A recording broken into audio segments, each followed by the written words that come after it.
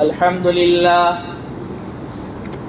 لله وكفى وسلام على عباده الذين اصطفى وعلى آله وأصحابه الذين هم نجوم الهدى وقادة التقى أما بعد أعوذ بالله من الشيطان الرجيم بسم الله الرحمن الرحيم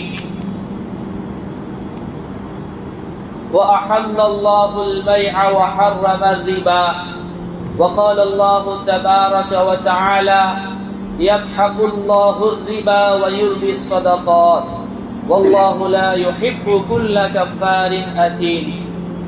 وعن أبي هريرة رضي الله عنه قال قال رسول الله صلى الله عليه وسلم الربا 70 حوبا أيسرها أن ينكح الرجل أمه أو كما قال عليه الصلاة والسلام. آمنت بالله صدق الله مولانا العلي العظيم وصدق رسوله النبي الأمي الكريم ونحن على ذلك لمن الشاهدين والشاكرين والحمد لله رب العالمين. درود شریف پڑھ لیں. اللهم صل على محمد وعلى آل محمد كما صليت على إبراهيم وعلى آل إبراهيم إنك حميد مجيد. اللهم بارك على محمد وعلى آل محمد كما باركت على إبراهيم وعلى آل إبراهيم إنك حميد مجيد. میرے عزیزو پیارو بزرگو، اللہ کے رسول پر ایمان رکھنے والے میرے دین عظیم بھائیو، مال اللہ رب العزت کی نعمتوں میں سے ایک بڑی نعمت ہے جس کے ذریعے انسان اللہ تعالیٰ کے حکم سے اپنی ضروریات پوری کرتا ہے.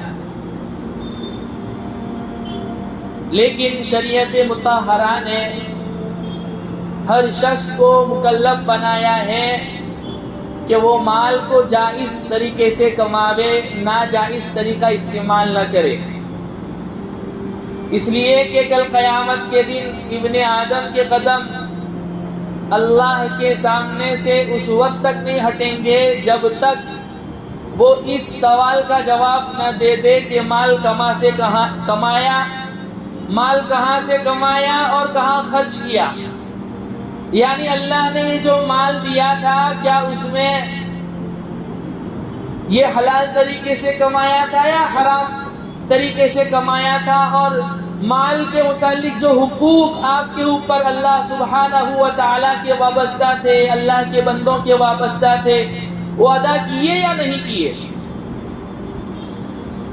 مال کے نعمت ہونے کے باوجود خود خالق کائنات اور سرکار دو جہاں صلی اللہ علیہ وسلم نے مال کو فتنہ قرار دیا اور ضرورت کا سامان قرار دیا، دنیاوی زیب و زینت قرار دیا اور فتنہ اور آزمائش کہا.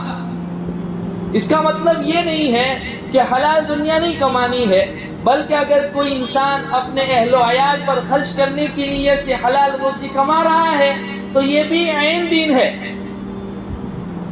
لیکن آج کل جیسے ہر شخص کو اس بات کی ہوس ہے، اس بات کی لالچ ہے کہ میں بھی مالدار بن جاؤں، چاہے مال میرے پاس کہاں سے بھی آ جائے، مال آنا چاہیے. یہی وجہ ہے کہ سیدنا ابو ہریرہ رضی اللہ عنہ راوی ہے، فرماتے ہیں اللہ کے نبی پاک صلی اللہ علیہ وسلم نے ارشاد فرمایا ایک زمانہ ایسا آئے گا لوگوں کے پاس مال آئے گا لیکن انہیں اس بات کا خیال نہیں ہوگا کہ ہمارے پاس یہ مال آیا ہے وہ حرام ہے یا حلال ہے. اور ہر شخص چاہے کہ کسی بھی طریقے سے ہو اس بات کی ہوس کرے گا، لالچ کرے گا کہ میں بھی جو ہے نا مالدار بن جاؤں. لہذا مال بھی اللہ تعالیٰ کی نعمت ہے، لیکن مال کو حلال طریقے سے کمانا ہے، حرام طریقے سے نہیں کمانا ہے.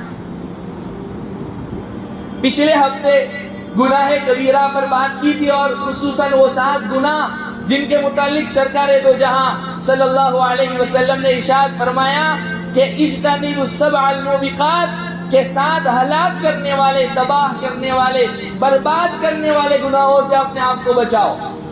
اس میں ایک چیز جو آپ علیہ الصلوۃ والسلام نے ارشاد فرمائی وہ یہ فرمائی وَأَكْلُ مَالِ الرِّبَا، سود کے مال کو کھانا۔ اور آج ہمارے معاشرے میں سود اس طرح عام ہو گیا ہے، اس طرح عام ہو گیا ہے کہ ہم اس کا گناہ ہونا بھی بھول گئے ہیں۔ ہر شخص اس میں مبتلا ہے، ہر شخص اس میں مبتلا ہے۔ ابن ماجہ کی روایت ہے، سیدنا ابو ہریرہ رضی اللہ عنہ فرماتے ہیں اللہ کے حبیب پاک صلی اللہ علیہ وسلم نے ارشاد فرمایا لوگوں پر ایک زمانہ ایسا آئے گا کہ کوئی شخص ایسا نہیں ملے گا جس نے سود نہ کھایا ہو، اور جو سود نہیں بھی کھا رہا ہوگا پھر بھی سود کا غبار اسے لگے گا۔ جیسے اس کو سمجھنا بہت آسان ہو گیا، ایک انسان ہے کہ جو سود لیتا بھی نہیں، کھاتا بھی نہیں، دیتا بھی نہیں، لیکن مجبوری ہے، بینک میں اکاؤنٹ میں، سیونگ اکاؤنٹ میں پیسہ رکھا ہوا ہے، اب وہ بینک اپنی طرف سے سود ڈال دیتی ہے۔ انسان لینا تو نہیں چاہتا ہے، لیکن چونکہ یہ ہمارے خلاف استعمال کرتے ہیں، اس لیے علماء کہتے ہیں کہ اس کو نکال کر جو ہے غریبوں میں صدقہ کر دیا جاوے، ثواب کی نیت نہ کی جاوے، اس سے کسی قسم کا فائدہ حاصل نہ کیا جاوے۔ رفائی کاموں میں بھی آپ استعمال کر سکتے ہیں۔ اسی طریقے سے حکومت کی طرف سے جو ظلمی ٹیکس ہوتے ہیں جس کا کوئی بینیفٹ گورنمنٹ ہمیں نہیں دیتی، جیسے انکم ٹیکس ظلمی ہے، تو اس میں بھی آپ دے سکتے ہیں، لیکن لائٹ بل میں نہیں دے سکتے، پانی کا جو بل ہوتا ہے اس میں نہیں دے سکتے سود کے پیسے، ٹریفک پولیس نے پکڑ لیا اس میں نہیں دے سکتے۔ اس لیے یہ قاعدہ یاد رکھیں، ایسا ٹیکس گورنمنٹ کی طرف سے ملنے والا جو ظلمی ہو، جس کا کوئی بینیفٹ گورنمنٹ ہمیں نہیں دیتی ہے، اس میں تو آپ لگا سکتے ہیں۔ تاہم بہتر شکل یہ ہے، علماء کہتے ہیں کہ اپنے غریب رشتہ داروں کے اوپر ثواب کی نیت کیے بغیر صدقہ کر دیا جائے۔ اب یہ شخص بیچارہ ایسا ہے جو سود کھاتا تو نہیں، لینا بھی نہیں چاہتا، لیکن مجبوری ہے۔ تو آج ہم میں سے ہر شخص اس میں مبتلا ہے، کیا عالم کیا غیر عالم، کیا تبلیغی کیا غیر تبلیغی، کیا دیندار کیا غیر دیندار۔ اللہ ہماری حفاظت فرماوے۔ اصل میں آج اس موضوع پر بات اس لیے کرنا بھی چاہ رہا ہوں کہ مارکیٹ میں کئی ساری ایسی شکلیں ہیں جو سودی ہیں، اور دین سے واقفیت نہ ہونے کی بنا پر، شریعت سے واقفیت نہ ہونے کی بنا پر بہت سارے ہمارے بھولے بالے نوجوان ان شکلوں کو اختیار کیے ہوئے ہیں۔ یہ اتنا خطرناک گناہ ہے۔ اللہ پہلے تو فرماتے ہیں وَأَحَلَّ اللَّهُ الْبَيْعَ، اللہ نے خرید و فروخت کو حلال کیا ہے، وَحَرَّمَ الرِّبَا، اور سود کو حرام قرار دیا ہے۔ اب سود کی ڈیفینیشن کیا ہے، سود کی تعریف کیا ہے؟ کہ کیل سے دی جانے والی یا ناپ تول کر یا وزن کر کے دی جانے والی چیزیں ایک ہی جنس کی ہو، اس کو جب عدل بدل کیا جاوے تو اس میں کمی بیشی کی جاوے، یا روپیے پیسے، جیسے میں مثال سے آپ کو بات سمجھاؤں کہ آپ نے کسی کو 1 لاکھ روپیہ دیا، اب جو ہے آپ اس کے اوپر کہیں کہ واپس لیتے وقت میں 1,10,000 لوں گا، یہ 10,000 سود ہے۔ اچھا، اس کی جائز شکل بھی بتاؤں کہ اللہ کے حبیب پاک صلی اللہ علیہ وسلم کی عادت شریفہ تھی کہ آپ جب کسی سے قرض لیتے تھے تو واپس جب لوٹاتے تھے تو مزید کچھ اضافے کے ساتھ لوٹاتے تھے، تبرع اور احسان کے طور پر، کہ آپ کو ضرورت ہے، کالی رات کو اپنے کسی دوست کو فون کیا مجھے 5,000 روپے کی ضرورت ہے، اس نے آپ کو دے دیے، اب آپ نے وہ 5,000 لوٹائے اور مزید کچھ اضافی طور پر آپ نے اس کو دے دیے بطور تبرع اور احسان کے، کہ کالی رات کو مجھے ضرورت تھی، آپ نے میری ہیلپ کی، میں چاہتا ہوں کہ میں آپ کو مزید زیادہ دے دوں، اور اللہ کے نبی پاک صلی اللہ علیہ وسلم کی جس طریقے سے عادت شریفہ تھی اسی عادت پر عمل کروں بطور تبرع اور احسان کے۔ قرآن میں اللہ فرماتے ہیں هل جزاء الاحسان الا الاحسان، احسان کا بدلہ سوائے احسان کے کیا ہو سکتا ہے؟ لیکن اس میں پہلے سے ایگریمنٹ نہ ہو، اگر پہلے سے ایگریمنٹ ہو گیا کہ میں 1,00,000 روپیہ قرض تو دے رہا ہوں لیکن واپس لیتے وقت 1,10,000 لوں گا، یہ 10,000 سود ہے، ربا ہے۔ آپسی معاملات میں، لین دین میں بغیر کسی عوض کی زیادتی، اس کو سود کہا جاتا ہے۔ اللہ فرماتے ہیں احل اللہ البیع، اللہ نے خرید و فروخت کو حلال کیا ہے، وحرم الربا، اور سود کو حرام قرار دیا ہے۔ آگے اللہ فرماتے ہیں یمحق اللہ الربا ویربی الصدقات، اللہ سود کو مٹاتا ہے اور صدقات کو بڑھاتے ہیں۔ ایک جگہ اللہ فرماتے ہیں کہ یہ جو تم آپس میں بڑھا چڑھا کر سود لیتے ہو، یوں سمجھتے ہو کہ تمہارے مال میں اضافہ ہو رہا ہے، فلا یربو عند اللہ، وہ اللہ کے نزدیک بڑھتا نہیں ہے۔ وہ مصیبتوں کو دعوت دے رہا ہوتا ہے، وہ روپیہ پیسہ، وہ حالات کو دعوت دے رہا ہوتا ہے، وہ بیماریوں کو دعوت دے رہا ہوتا ہے۔ اور آگے فرماتے ہیں اللہ وما آتیتم من زکاۃ تریدون وجہ اللہ فاولئک هم المضعفون، اور زکوٰۃ کو، صدقات کو اللہ کی رضا کی نیت کے ساتھ اپنی جیب سے نکال کر خرچ کرتے ہو تو بظاہر تو عقل یوں کہتی کہ پیسہ کم ہوا، لیکن اللہ یوں فرماتے ہیں کہ تمہارے مال میں ہم اضافہ کریں گے۔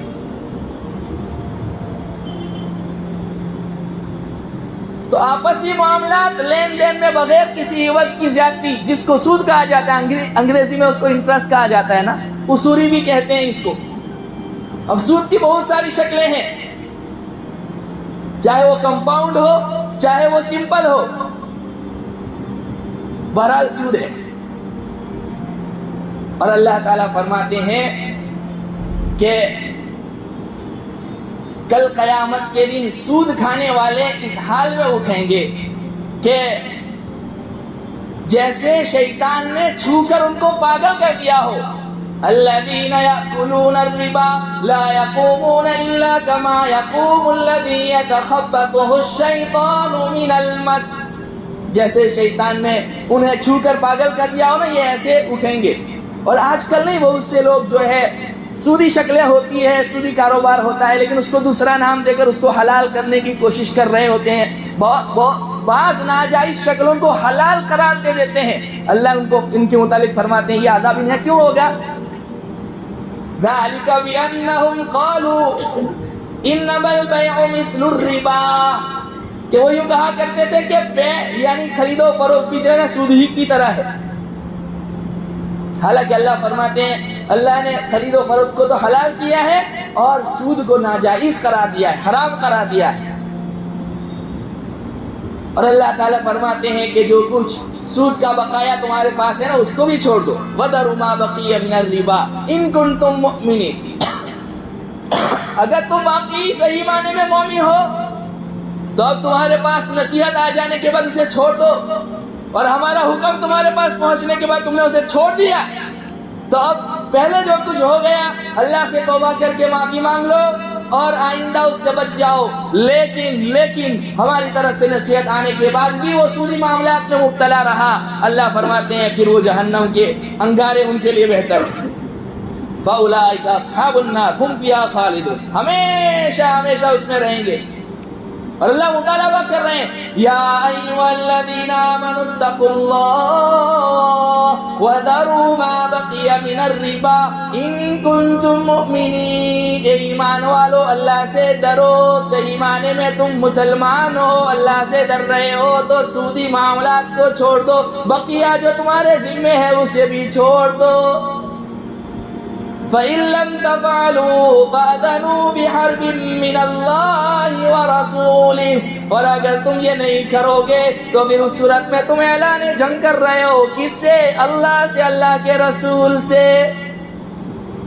کتنی خطرناک وعیدیں ہیں، کتنی خطرناک وعیدیں ہیں، اللہ ہماری اس سے حفاظت فرماوے۔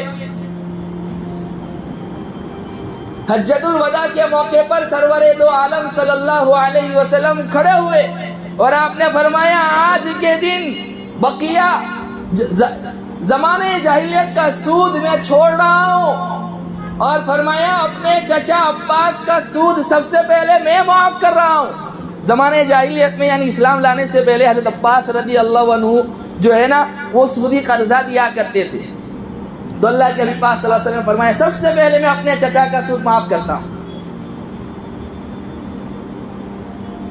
یہ مسلم شریف کی روایت، اور بخاری اور مسلم کی روایت جس کے متعلق گزشتہ ہفتے میں نے تفصیل بیان کی تھی. آپ نے فرمایا 7 ہلاک کرنے والی چیزوں سے بچو جو تمہیں ہلاک و تباہ اور برباد کر کے رکھ دے گی. اللہ کے ساتھ شرک کرنا، جادو، کسی جان کو بغیر حق کے قتل کر دینا، یتیم کا مال کھا جانا، سود کا کھانا، اور جو ہے لڑائی کے وقت بھاگ جانا، اور مسلمان عفیف پاک دامن عورتوں کے اوپر تہمت لگا دینا. اس میں ایک چیز جو آپ نے فرمائی وہ سود کا کھانا ہے. وَأَكْلُ الرِّبَا، سود کا کھانا. اور عبداللہ ابن مسعود رضی اللہ عنہ فرماتے ہیں، ابن ماجہ کی یہ روایت ہے کہ اللہ کے نبی پاک صلی اللہ علیہ وسلم نے ارشاد فرمایا کہ سود کھانے والے پر، کھلانے والے پر، اور اس کے اوپر وٹنس گواہ بننے والے پر، اور اس پر لکھا پڑھی کرنے والے پر، حساب کتاب رکھنے والے پر، تمام پر اللہ کے رسول کی لعنت. یہی وجہ ہے کہ علماء یوں کہتے ہیں کہ بینک میں کسی بھی طرح کی جاب کرنا جائز نہیں ہے. یا تو سود لینا پڑے گا، یا دینا پڑے گا، یا لکھنا پڑے گا، یا وٹنس بننا پڑے گا.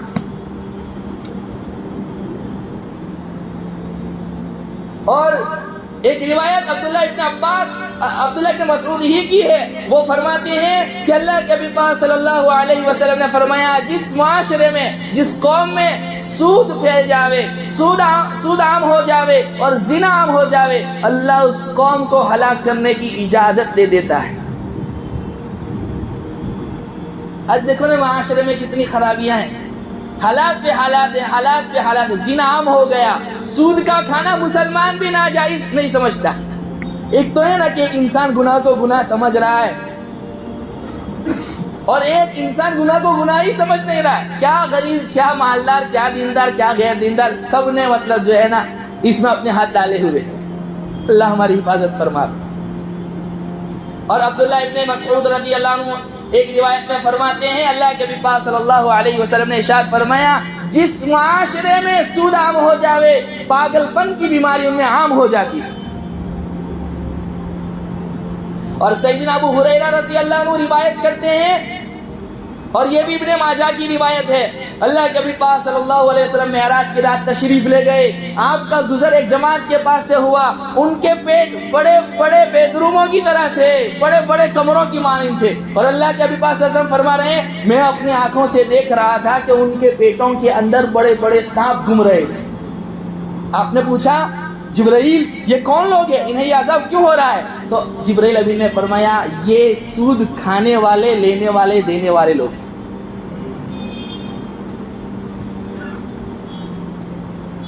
اور سیدنا ابو ہریرہ رضی اللہ عنہ فرماتے ہیں کہ لوگوں پر ایک زمانہ ایسا آئے گا کہ کوئی شخص سود سے بچنے والا نہیں ملے گا، اور جو بچے گا اسے بھی سود کا غبار لگے گا. کتنی خطرناک وعیدیں ہیں. اچھا یہ جو سود کا سسٹم ہے نا، اس کو اللہ کے علاوہ باقی تمام لوگ اس کو پسند کرتے ہیں، صرف اللہ ہی پسند نہیں کرتے. غریب بھی اس کو پسند کرتا ہے، مالدار بھی پسند کرتا ہے. غریب بھی اس لیے پسند کرتا ہے کہ اسے بظاہر اپنا فائدہ نظر آتا ہے. اللہ کیوں پسند نہیں کرتے ہیں؟ اللہ کہتے ہیں یہ جہان میرا بنایا ہوا ہے، یہاں میرا قانون چلے گا. میں نہیں چاہتا ہوں کہ مال جو میری دولت ہے وہ سمٹ کر 10-15 ہاتھوں میں آ جائے. ماہرین معیشت کا یہ کہنا ہے کہ سودی سسٹم کی وجہ سے پوری دنیا کی دولت سمٹ کر 10-15 آدمیوں کے ہاتھوں میں آ گئی ہے. اگر اس کو تقسیم کر دیا جاوے نا تو پورے جہان میں کوئی شخص غریب نہ ملے. اس چیز کو سمجھو. انشاءاللہ کبھی اللہ نے زندگی دی اور موقع ملا تو اسلام کا معاشی نظام اس پر تفصیل سے گفتگو کروں گا. تو صرف اللہ ہی ہے. اچھا یہ مولوی حضرات کیوں چیخ چیخ کے پکارتے ہیں؟ ایسا ہے کہ کیا ان کو پسند نہیں؟ ان کو بھی پسند ہے.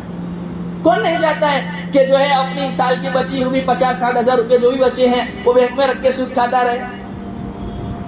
وہ اس لیے چیخ چیخ کے کہہ رہے ہیں کہ یہ قانون اللہ نے بنایا ہوا ہے اور یہ اللہ کو پسند نہیں ہے. یہ اللہ کے نبی پاک صلی اللہ علیہ وسلم کا بنایا ہوا قانون نہیں ہے، قانون اللہ بناتے ہیں، اللہ کے نبی پاک صلی اللہ علیہ وسلم اس کو نافذ کرتے ہیں، اس کو بندوں تک پہنچاتے ہیں۔ اس لیے سود سے اپنے آپ کو بچائیں۔ اللہ تعالیٰ فرماتے ہیں اگر تم بچو گے نہیں تو پھر تمہیں اعلان جنگ کر رہے ہو، اور ہم سے کون لڑائی جیت سکتا ہے؟ کتنی خطرناک اور سخت وعید ہے۔ اللہ کے نبی پاک صلی اللہ علیہ وسلم نے ارشاد فرمائی، اور خطبے میں نے روایت پڑھی، امام بیہقی نے شعب الایمان نے اس کو نقل کیا ہے۔ اللہ کے نبی پاک صلی اللہ علیہ وسلم نے ارشاد فرمایا، سیدنا ابو ہریرہ رضی اللہ عنہ راوی ہے، فرماتے ہیں یا نبی ہریرہ رضی اللہ عنہ قال قال رسول اللہ صلی اللہ علیہ وسلم الربا 70 حوبا، کہ سود 70 گناہوں پر مشتمل یہ بلا اور وبا ہے، اتنا سخت اور شدید ترین گناہ ہے۔ اس کی سنگینی بتانا مقصود ہے۔ 70 کا عدد، یہ 70 جو لفظ بتایا وہ عدد بتلانے کے لیے نہیں، اس کی سنگینی کو بتانے کے لیے کہ 70 گناہوں کا یہ مجموعہ ہے۔ اس میں آگے آپ نے فرمایا ایسرھا ان ينكح الرجل امه، اس میں سب سے ہلکا درجہ یہ ہے کہ آدمی اپنی ماں سے زنا کرے، بدکاری کرے۔ کون ہے جو اپنی ماں سے، اس ماں سے جس کے کوکھ سے وہ نکلا ہے، زنا کرے؟ لیکن ہر ایک کو ہوس ہے میں مالدار ہو جاؤں، میری گاڑی ہو جاوے، میرا بنگلہ ہو جاوے۔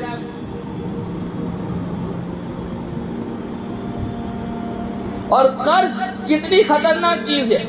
ایک تو ہے نا کہ انسان سودی قرضہ لیتا ہے، وہ تو جائز ہی نہیں، اسلام میں اس کی تو گنجائش ہی نہیں ہے۔ وہ چاہے بینک سے لے، چاہے پرائیویٹ کسی تنظیم سے لے یا پرائیویٹ کسی آدمی سے لے، لیکن ایک ہے قرض حسنہ، اس کو بھی شریعت نے پسند نہیں کیا۔ یہی وجہ ہے کہ اللہ کے حبیب پاک صلی اللہ علیہ وسلم کے زمانے میں جب کوئی جنازہ آتا تو آپ پہلے پوچھتے کیا یہ قرضہ کیا اس کے ذمے کسی کا قرضہ ہے، کیا یہ مقروض مرا ہے؟ اگر کہا جاتا یا رسول اللہ مقروض ہے تو آپ دوسرا سوال کرتے کیا اس نے اتنا مال چھوڑا ہے کہ اس سے اس کا قرض ادا کیا جا سکے؟ اگر ادا کیا جا سکتا تو آپ اس کی جنازے کی نماز پڑھاتے، اگر نہ کیا جاتا تو آپ صحابہ کو کہتے کہ تم اس کی نماز جنازہ پڑھا دو، میں نہیں پڑھوں گا۔ اس چیز کی قواعد کو بیان کرنے کے لیے عملی طور پر، تاکہ ہر شخص کو اس بات کی فکر ہو کہ اگر میں چاہتا ہوں کہ میری جنازے کی نماز میرے رسول پڑھائیں تو میں قرضے سے بچوں۔ یہ ابتدا اسلام میں آپ یہ کرتے تھے جب حکومت اسلامی سیاست اسٹیبلش نہیں ہوئی تھی اور بیت المال میں اتنا خزانہ نہیں تھا یا بیت المال نہیں بنا تھا، لیکن جب بیت المال میں فراوانی آ گئی تو آپ نے تقریر فرمائی انا اولی بالمؤمنین من انفسہم، کہ میں مومنوں پر ان کی جانوں سے زیادہ حق رکھتا ہوں، لہذا اگر کسی مقروض کا جنازہ آتا تو آپ علیہ الصلوۃ والسلام پہلے پوچھتے دینے کے لیے طریقے میں کچھ چھوڑا ہے، اگر نہ چھوڑا ہوتا تو آپ خود جو ہے نا بیت المال میں سے اس کا قرض ادا کرتے۔ اچھا وہ جو طریقہ چھوڑتا آپ علیہ الصلوۃ والسلام اس کو نہیں لیتے تھے، وہ وارثوں کا حق ہے، لیکن قرضہ آپ علیہ الصلوۃ والسلام اپنی طرف سے ادا کرتے تھے۔ آپ نے ایک روایت میں فرمایا ان نفس المؤمن معلقۃ بدین حتی یقضى عنہ او کما قال علیہ الصلوۃ والسلام، مومن کی روح اٹکی رہتی ہے قرض کی وجہ سے جب تک کہ اس کی ادائیگی نہ ہو۔ اور ایک روایت میں آپ نے کیا فرمایا، اگر کوئی انسان شہید مرا ہے لیکن قرضہ لے کر مرا ہے تو جنت میں نہیں جائے گا جب تک اس کا قرضہ ادا نہ کیا جاوے، کیونکہ شہادت کا کتنا بڑا درجہ ہے۔ اور آج لوگ طرح طرح سے جھوٹی قسمیں کھا کے قرضے لے رہے، ضرورت نہیں ہے پھر بھی بینک سے قرضہ لے رہے، کیوں؟ دوسرا فلیٹ آ جاوے، تیسری گاڑی آ جاوے، چوتھی گاڑی آ جاوے، میرے پاس 10 فلیٹ ہو جاوے، میرے پاس اتنے پلاٹ ہو جاوے۔ حلال کمانے کی کسی کو فکر نہیں۔ آپ نے فرمایا من طلب الدنیا حلالا، جس نے دنیا حلال طلب کی، اب حلال تو حرام سارے نکل گئے۔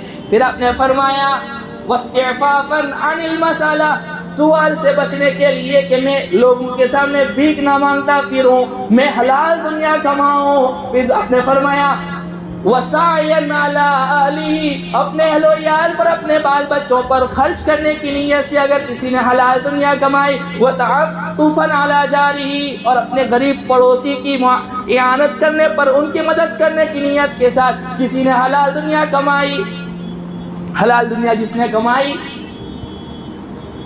سوال سے بچنے کے لیے، اپنے اہل و عیال پر خرچ کرنے کی نیت کے ساتھ، غریب پڑوسیوں کے حقوق ادا کرنے کی نیت کے ساتھ، آپ نے فرمایا لقی اللہ تعالی یوم القیامت ووجہہ مثل القمر لیلۃ البدر، کل قیامت کے دن اللہ کے سامنے پیش ہوگا، اللہ اس حال میں اس سے ملیں گے کہ اس کا چہرہ 14ویں کے چاند کی طرح چمک رہا ہوگا۔ اور جو حلال دنیا کماوے لیکن اس نیت کے ساتھ کہ لوگ کہیں بڑا رئیس ہے، بڑا مالدار ہے، فخر کے طور پر، فخر کرنے کے لیے حلال دنیا کمائی ہے، اچھا کام ہے، لیکن نیت خراب، تفاخر کے طور پر یا کثرت کے لیے یا دکھلاوے کے لیے، وہ کل قیامت کے دن اللہ کے ساتھ اس حال میں ملاقات کرے گا کہ اللہ اس پر ناراض ہوگا، وَهُوَ عَلَيْهِ غَضَبَانٌ، اللہ اس پر غصے میں ہوں گے۔ سعد بن معاذ رضی اللہ عنہ اللہ کے نبی پاک صلی اللہ علیہ وسلم کی مجلس میں بیٹھے ہوئے تھے، تو یوں ہاتھ گھماتے گھماتے ان کا ہاتھ ایسا ہو گیا، اللہ کے نبی پاک صلی اللہ علیہ وسلم نے ان کی ہتھیلی کو دیکھ لیا، یہ ایک دم سخت تھی، تو آپ نے حضرت سعد سے پوچھا سعد یہ تیرے ہاتھ اتنے سخت کیوں ہیں؟ تو آپ نے فرمایا کہ یا رسول اللہ میں مزدوری کرتا ہوں، محنت کرتا ہوں، اور وہ کسی کھینچتے کھینچتے میرے ہاتھ سخت ہو گئے ہیں۔ آپ نے حضرت سعد کے ہاتھ کو یوں کیا، یوں اونچا کیا، بوسہ لیا، اور پھر فرمایا حلال کمائی کرتے کرتے جس کا ہاتھ ایسا سخت ہو گیا جہنم کی آگ اس کے اوپر حرام ہے۔ ایک نوجوان کھڑا تھا، خوبصورت تھا، صحابہ نے کہا یا رسول اللہ کتنا خوبصورت نوجوان ہے، کاش یہ اللہ کے راستے میں آ جاتا۔ اس زمانے میں اللہ کا راستہ جہاد سمجھا جاتا تھا، آج ہمارے زمانے میں اللہ کا راستہ دعوت و تبلیغ سمجھا جاتا ہے۔ تو اللہ کے نبی پاک صلی اللہ علیہ وسلم نے فرمایا کیا تم نے دین کا ایک ہی راستہ سمجھا ہے کہ بس جہاد کو نکلے یا دعوت و تبلیغ میں نکلے؟ اگر کوئی انسان اپنے اہل و عیال کو بچانے کے لیے، حرام سے بچانے کے لیے حلال روزی کماتا ہے، یہ بھی دین کا راستہ ہے۔ اپنی ماں باپ کی خدمت کرتا ہے، یہ بھی دین کا راستہ ہے۔ راستے سے تکلیف دہ چیز ہٹاتا ہے، یہ بھی دین کا راستہ ہے۔ لہذا دین کے بہت سارے شعبے ہیں، اس کو محدود مت کر دو کسی ایک چیز میں، اور سارے راستے اللہ طرف جاتے ہیں۔ تو حلال کمائی کے اثرات بھی پھر ایسے ہیں، اور حرام کمائی کے اثرات دو نقصان میں بتلا دو، دو نقصان۔ ایک روایت آپ نے فرمایا بہت سے پڑاگندہ لوگ لٹکے ہوئے رہتے ہیں، اللہ سے دعائیں مانگتے رہتے ہیں، لیکن اللہ ان کی دعا قبول نہیں کرتا۔ کیوں؟ کھانا حرام، پینا حرام، لباس حرام، فَأَنَّىٰ يُسْتَجَابُ لَهُ، کیسے دعا قبول ہو سکتی؟ اللہ کو دھوکہ نہیں دے سکتے۔ ٹوپی پہن کے، کرتا پائجامہ پہن کے، تسبیح بڑی بڑی ہاتھ میں لے کے اللہ کو دھوکہ نہیں دے سکتے۔ اور دوسرا سب سے خطرناک نقصان حرام کمائی کا، اولاد ضائع ہو جاتی ہے۔ اور اپنی اولاد کو نیک صالح دیندار بنانے کے لیے دو نسخے، ایک اپنے پیٹ کو حرام سے بچاؤ، دوسرا ان کی اچھی تربیت کرو۔ تمہارے بچے جنید بغدادی بنیں گے، عبد القادر جیلانی بنیں گے، مولانا احمد علی لاہوری رحمت اللہ علیہ بہت بڑے مفسر گزرے ہیں، بہت بڑے عالم دین گزرے ہیں، ان کی اولاد بھی بڑی نیک گزری۔ ان سے پوچھا گیا کہ تمہاری اولاد اتنی نیک کیوں؟ تو کہا بس دو عمل کیے، ایک عمل اپنے پیٹ کو حرام سے بچایا، مشتبہ اور مشکوک چیزوں سے اپنے آپ کو بچا لینا، مشتبہ اور مشکوک چیزوں سے۔ ایک تو ہے تقویٰ، حرام چیزوں سے بچانا، یہ تو ضروری ہے، اور ایک ہے ورع جو تقوی سے آگے کا درجہ ہے، مشتبہ، تھوڑا بہت شک شبہ گیا نہیں چاہیے بھائی، ختم مسئلہ ختم۔ تو کہا ایک اپنے پیٹ کو حرام نوالے سے بچایا، دوسرا فرض اور واجب نمازوں کے علاوہ ہر نماز کے قاعدے اخیرہ میں اللہم انی ظلمت نفسی، اس دعا کے ختم کے بعد 3 مرتبہ میں یہ دعا پڑھتا رہا، ربنا ہب لنا من ازواجنا وذریاتنا قرۃ اعین واجعلنا للمتقین اماما، اے اللہ ایسے اعلی اولاد عطا فرما جو متقیوں کے امام بنے، پیشوا بنے، ہماری آنکھوں کی ٹھنڈک بنے۔ لہذا اپنے اولاد کو دیندار بنانا ہے نا تو ایک تو یہ وظیفہ لے لو, دوسرا یہ عہد کر کے اٹھو کہ حرام نہیں کھائیں گے چاہے کیسے بھی حالات آ جائے. اب آتے ہیں اس بات پر کہ بینک سے قرضہ لینا. دیکھیے بہت سے لوگ مفتیان کرام کو بدنام کر رہے ہوتے ہیں. مفتیان کرام یوں کہتے ہیں کہ اگر کسی انسان کا ذاتی مکان نہیں ہے, چاہے چھوٹا ہو چاہے بڑا ہو, سمجھنا اس بات کو اچھی طریقے سے, ذاتی مکان نہیں ہے, دوسرا کرائے پر بھی رہنے کے لیے کوئی نہیں دے رہا ہے, تیسرا کوئی قرض حسانہ دینے والا بھی نہیں ہے, چوتھا اس کے پاس کوئی دوسری زمین جائیداد ایسی نہیں ہے جس کو بیچ باچ کے جو ہے وہ گھر لے سکتا ہے, تو اب آخری درجہ مجبوری کا یہ ہے کہ گھر ضرورت زندگی میں شامل ہے, لہذا بینک سے ضرورت کے بقدر لے سکتا ہے. لیکن کب؟ اخیر میں. اور ہم لوگ تو کیا کہتے ہیں کہ جب مخمصہ کا عالم ہو تو خنزیر بھی کھانا جائز ہے. ارے بھائی خنزیر جان بچانے کے بقدر کھانا جائز ہے, پورا پیٹ بھر کر نہیں. تمہارا خود کا مکان ہے, بینک سے قرضے لے رہے ہو, خود کی دکان ہے, دوسری دکان کرنے کے لیے قرضہ لے رہے ہو. اور بھی بہت ساری شکلیں ہیں مارکیٹ سے. اچھا, یہ تمام مکاتب فکر کے علماء کا اتفاق ہے کہ بینک سے لیا جانے والا جو قرضہ ہے وہ ناجائز ہے, سود ہے, وہ سود. بینک کیا کرتا ہے, آپ کو بھی بیوقوف بنا رہے, اور یہ بڑی بڑی کمپنیاں جو آج ڈالی جا رہی ہے یہ ہمیں بیوقوف بنا رہی ہے. یہ کیا ان کی خون کمائی کی, خون پسینے کی کمائی ہے؟ یہ غریب مزدور کا پیسہ جو بینک میں رکھا ہوا نا, بینک اٹھا کے ان کو دے دیتی ہے اور وہ اپنا فیصد متعین کر لیتے ہیں اور تمہیں چھوٹا سا چاکلیٹ دے کر راضی کر دیتے ہیں کہ 1 لاکھ میں 2000 دیں گے. اچھا, اس کے اپوز میں شریعت کا نظام کیا ہے؟ شریعت نے 2 چیزیں بتائی, پارٹنرشپ, شرکت. اگر تمہارے پاس خود اتنا پیسہ نہیں ہے تو 2-4 آدمی آپس میں مل کے جو ہے پارٹنرشپ کر لو. یا کوئی انسان ایسا ہوتا ہے کہ اس کے پاس پیسہ تو ہوتا ہے لیکن اسکل نہیں ہوتی, صلاحیت نہیں ہوتی, لگانا اس کو نہیں آتا ہے, تو شریعت نے یہ معاملہ بھی جائز قرار دیا کہ مداربت کر لو, کہ جو ماہر انسان ہے اس کے پاس انویسٹ کرو اور فیصد متعین کر لو, نفع نقصان میں دونوں شریک. لیکن اصل مال میں نقصان ہوگا تو لگانے والے کا ہوگا. اور ہم لوگ کیا کہتے ہیں, 10 لاکھ لگاتے ہیں, 2 لاکھ نقصان ہو گیا تو سامنے والے سے مانگتے ہیں. اس کی تو بہت ساری شکلیں ہیں. یہ جو ہے نا, یہ ساری شکلیں مفتیان کرام سے جو ہے نا پوچھتے رہنا چاہیے. مارکیٹ میں اچھا نیٹ ورک مارکیٹنگ اور ملٹی لیول مارکیٹنگ, اب آج کل جتنی بھی کمپنیاں ہوتی ہیں نا وہ یہ چیزیں کرے, اس میں جو ہے نا کئی سارے مقاصد ہیں. ان کا مقصد جو ہے نا سامان کو بیچنا نہیں ہوتا ہے, ممبر بنا کر ممبر سازی کر کے کمیشن در کمیشن کھانا ہوتا ہے. ایک تو ہے نا کہ ایک انسان جو ہے محنت کی اپنی جو ہے نا کمیشن لے رہا ہے, وہ تو محنت کا لے رہا ہے. اور یہ کمپنیاں جو ہوتی ہیں یہ سامان اور پروڈکٹ نہیں بیچ رہی ہے, وہ جو ہے نا ممبر بنا کر. ابھی میرے پاس جو ہے 2-3 مہینے پہلے ایک مسئلہ آیا تھا, بیج گل کا نیٹ ورک مارکیٹنگ ہے. بہت سی کمپنیاں ایسی آئی جو چلی گئی مارکیٹ سے. آئی ایم کر کے آئی ایم بی کر کے ایک کمپنی تھی, وہ بھی چلی گئی. ممبر بناتے کہ آپ ممبر بناؤ. اچھا, شریعت نے کوئی چیز اس لحاظ سے بیچنا کہ اس میں آپ کنڈیشن لگاؤ, شرط لگاؤ, یہ بھی جائز نہیں ہے. نہا رسول اللہ صلی اللہ علیہ وسلم عن بیع و شرط. اور یہ تمام کمپنیاں آپ کو ممبر بنانے کے لیے چیز بھی دے رہی ہوتی اور کنڈیشن بھی لگا رہی ہوتی. اس لیے اہل علم حضرات سے جڑنا بہت ضروری ہے. تو ایک شکل بینک سے قرضہ آپ نہ لیں, دوسرا ضرورت ہو تو بینک میں سیونگ اکاؤنٹ بھی کھول سکتے ہیں, لیکن فکس ڈپازٹ. بہت سے مسلمان ایسے ہیں 5 لاکھ 10 لاکھ 15 لاکھ 20 لاکھ فکس ڈپازٹ رکھے ہوئے ہیں اور اس سے پیسے کھا رہے ہیں, گھر چلا رہے ہیں. اور ادھر کیا کہہ رہے ہیں, کمانے والا کوئی نہیں, لہذا بوڑھی کیا کریں گے, وہ کھا رہے ہیں. اس سے حلال تو نہیں ہو جائے گا. شراب کو اگر آپ کوکا کولا کا نام دے دو اور پی لو کہ میں کوک پی رہا ہوں تو کیا حلال ہو جائے گی؟ وڈکا کو اگر آپ زمزم کا نام دے دو اور پی جاؤ کھڑے کھڑے پینا سنت ہے, حلال ہو جائے گی. اس لیے تو اللہ نے فرمانا یہ عذاب ان کو اس لیے ہوگا کہ یہ بہت ساری ناجائز شکلوں کو جائز کہہ رہے ہوں گے. تو فکس ڈپازٹ بھی جائز نہیں ہے. اسی طریقے سے بہت سے لوگ جو ہے نا فیصد متعین کیے بغیر, مزاربت کا معاملہ تو کر رہے ہوتے ہیں لیکن فیصد متعین کیے بغیر کہ میں 1 لاکھ دے رہا ہوں, مجھے ہر مہینے 10,000 دینا ہی دینا ہے, یہ بھی جائز نہیں. فیصد متعین کرو, جو بھی ملے آپ کا نصیب.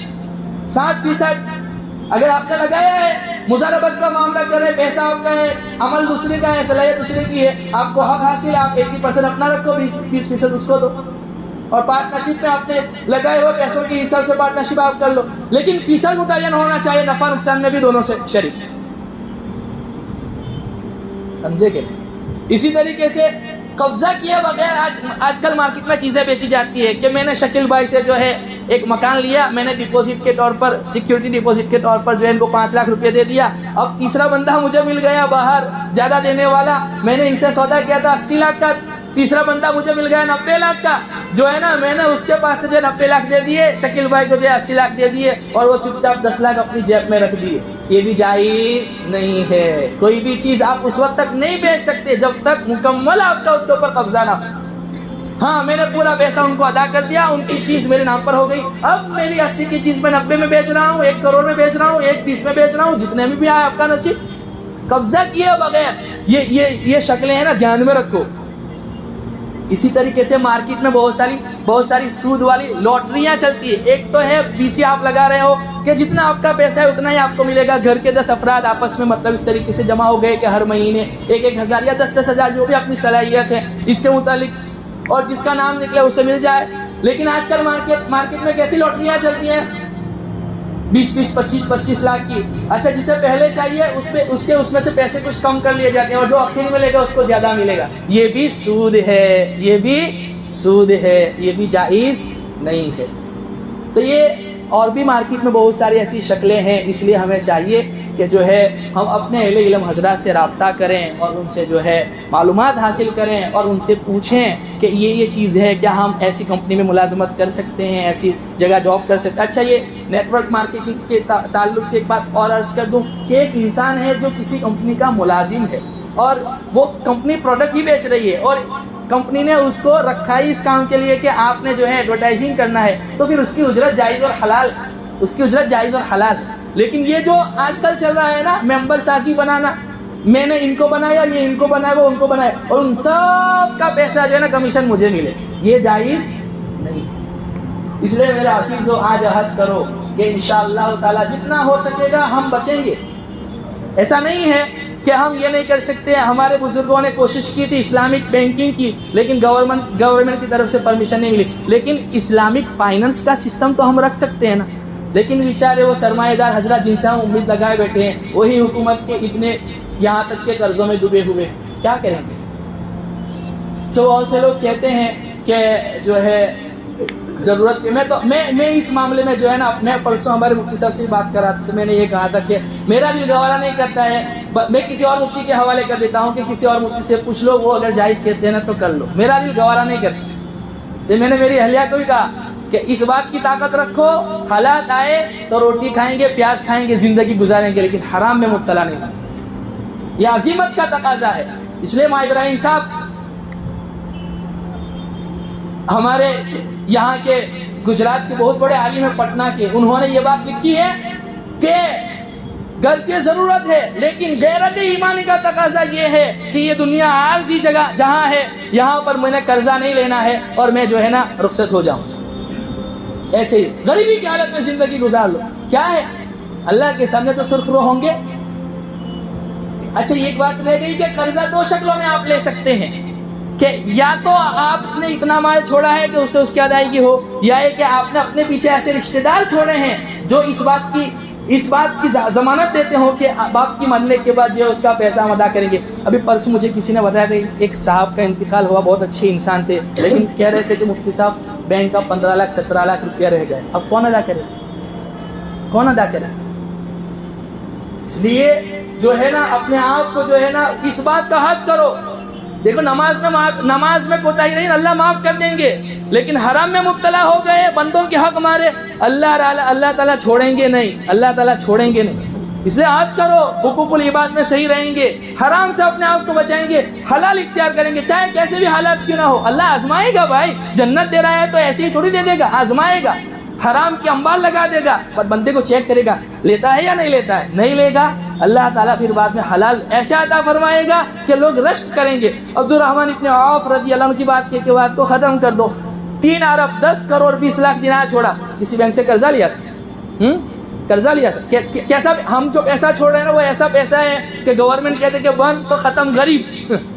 اور انہوں نے پیسہ جو چھوڑا تھا درہم اور دینار کی شکل میں سونے کی ٹائل سے چھوڑی تھی, اور پورا سامنے تقسیم کرتے کرتے آریاں ٹوٹ گئی. حلال یہ جو ہے نا قرضہ لے کر جو ہے کاروبار چلاتے ہیں اس میں برکت نہیں ہوتی. تمہارے پاس تھوڑا ہے 5 لاکھ ہے, 5 لاکھ سے شروعات کرو, حرام سے بچو, اللہ 5 کو 50 میں تبدیل کر دے.